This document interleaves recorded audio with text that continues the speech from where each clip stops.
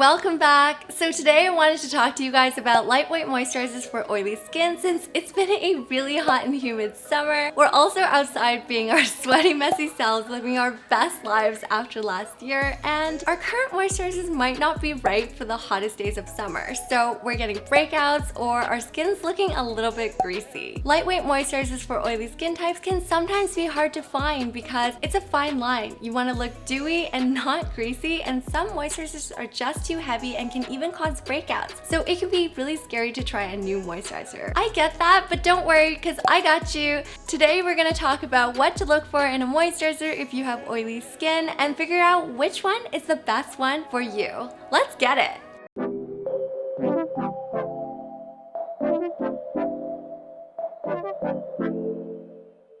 So before we get into the products, do you even need a moisturizer or can you just skip it? If your skin is producing too much oil, you might think you don't need to moisturize at all. But actually your skin might be overcompensating by producing more oil because it's dehydrated. So you should still use a daily moisturizer because you want to avoid that. But you do need to make sure that you are using the right one. So what should you look for in a moisturizer for oily skin? Well, you'll want one that's lightweight, oil-free, and non-comedogenic. So lighter weight lotions and gels will feel more comfortable on your skin than heavier lotions and creams. Since your skin is already producing too much oil, you don't need more. There are exceptions to that, and you can catch my video about facial oils here to learn more about that. Since oilier skin is more likely to break out, look for moisturizers labeled non-comedogenic. That just means it isn't likely to clog your pores. Non-comedogenic labels aren't perfect, but it is a good rule of thumb to start out with. Okay, so let's jump into the products. So first up, this is my best overall pick. It's also loved by derms and pretty much everyone I've ever recommended it to.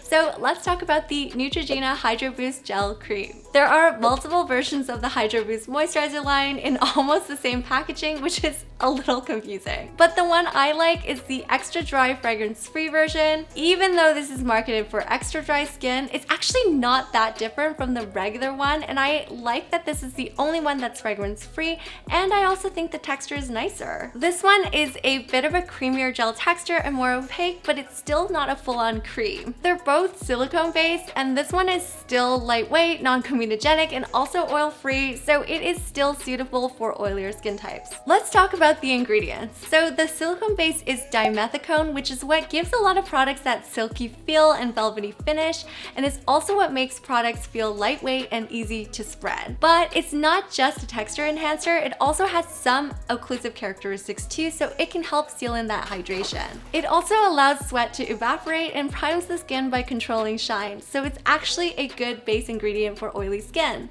As for the actives, you've got humectants like glycerin and hyaluronic acid, giving you that lightweight hydration to draw moisture into your skin. So as for the texture of this one is a bit of a creamier gel than the original, but it's very lightweight so it won't feel too heavy. It is silicone based so it feels silky and it's got that slip to it, but I like that it doesn't have that kind of silicone-y, oily gel feeling, and it doesn't smell at all like gasoline, and it rubs in really easily. It just sinks in and dries down very quickly into a nice velvety finish. The only downside to this is, well, since this has a silicone base, it might cause some pilling issues if you're layering a lot of different products underneath, a sunscreen on top, and makeup too. But I haven't experienced any pilling with it, and it can do double duty as a primer since dimethicone is the base in a lot of different primers. So moving on, my upgrade pick is the First Aid Beauty Ultra Repair Oil Control Moisturizer. Okay, so not only is this oil-free, fragrance-free, lightweight, and non-comedogenic, but it's also cruelty-free and it's mattifying as well to help with oil control. This has got a blend of oil-absorbing mineral powders that help mattify your skin, and it just really works, like too well. So don't use this if you don't have oily skin. It is still a moisturizer though, so it does have humectants like hyaluronic acid and glycerin for that lightweight hydration. Other actives in here I wanted to point out is niacinamide,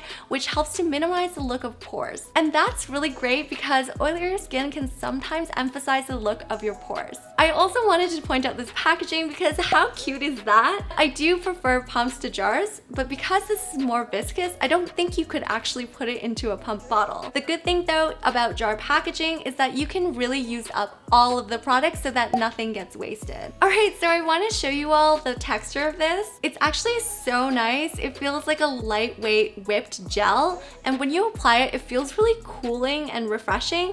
And it just feels really nice. It just kind of like melts into your skin and absorbs really quickly. It also leaves like a really nice natural looking matte finish, kind of like if you powdered with like a really luxurious finely milled powder. So you can use this morning and night, but since this also has some silicones in it, I'd recommend that you wait for it to fully sink in before applying SPF and makeup on top. This is a bit pricier at $32, but it's a really interesting product with a nice finish, and I really think that this is super underrated. Next up, my K-beauty pick is the Benton Aloe Propolis Soothing Gel. So this one is the lightest and most watery, so if you do have dry skin, this is definitely not going to be moisturizing enough for you, but it's great if you have oily skin. This is also oil-free, fragrance-free, and non-comedogenic like the others, but it's also cruelty-free like the First Aid Beauty one. A big difference between this one and the others is the finish. It leaves like a really nice glowy finish, and not in a greasy way. It's way more of a watery dew look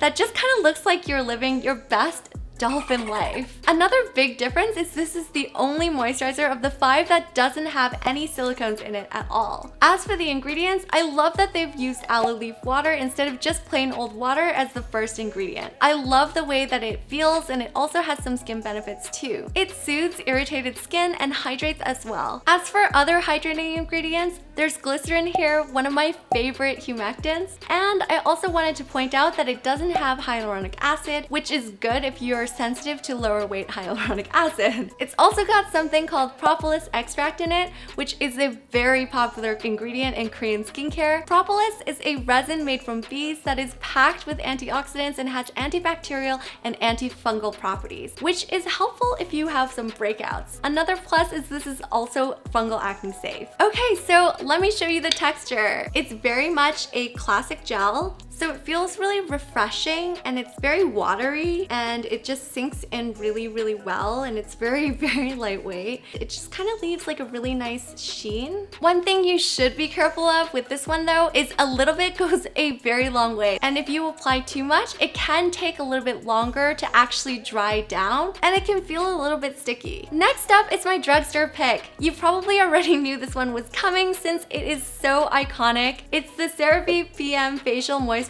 Lotion. This one isn't as lightweight as some of the others, so it can work for balance to oilier skin. It's also good for acne-prone skin. It's an oil-free, non-comedogenic, and lightweight moisturizer packed with really good ingredients like glycerin, hyaluronic acid, niacinamide, and also ceramides. Ceramides help repair your skin barrier, so we love that. Yay! But one thing I've personally noticed since it's been reformulated is it can sting sometimes when my skin's irritated, so I wouldn't recommend this if your skin is sensitive. Okay, let's talk about the packaging. So I really like the pump packaging. Also, you can twist the cap to actually adjust the amount you want to come out, so I think that's a really clever design. And as for the texture, it's a really nice creamy light gel. I think it really spreads well, and it's kind of got a really nice slip to it, and it also absorbs very quickly. As for the finish, it kind of just leaves like a slight natural sheen, kind of like satin. Another thing to note with this, a little bit also goes a long way, so if you apply too much, it can leave a bit of like a film on your skin. Even though it's marketed as a nighttime moisturizer, you can use it both morning and night. Just don't forget the SPF in the morning. So last up is my drugstore SPF pick. It's the Differin Oil Absorbing Moisturizer with Sunscreen SPF 30. So you know the brand Differin because of its first of its kind over-the-counter adapalene product, but they actually have a whole range optimized for acne-prone skin that's using adapalene. They have a couple great moisturizers I really like. This one is great for oily skin because it has oil-absorbing